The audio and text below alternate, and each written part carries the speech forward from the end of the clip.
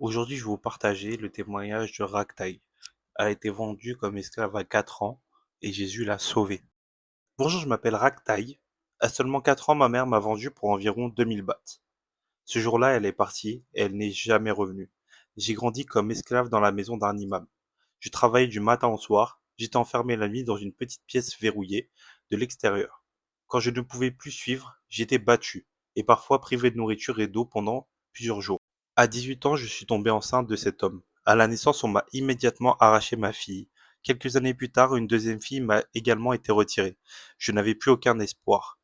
C'est alors qu'une voix douce a commencé à me parler. Tiens bon, reste en vie. Un soir, cette voix m'a dit de m'enfuir. J'ai sauté par la fenêtre et j'ai retrouvé la liberté. Plus tard, je suis parti aux États-Unis où j'ai subi de nouvelles violences. Gravement malade, atteint du VIH et de la tuberculose, les médecins pensaient que j'allais mourir. C'est dans cet état que j'ai crié vers Jésus.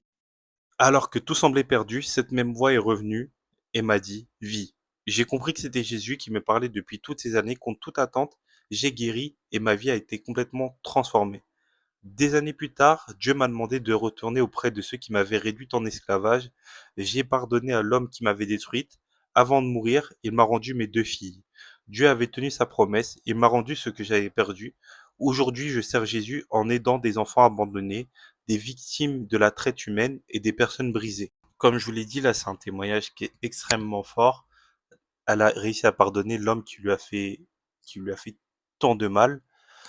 N'hésitez pas à liker, à bien sûr à commenter ce que vous en pensez et n'hésitez pas à me partager votre témoignage pour que je puisse le partager à d'autres personnes afin qu'ils puissent toucher des cœurs.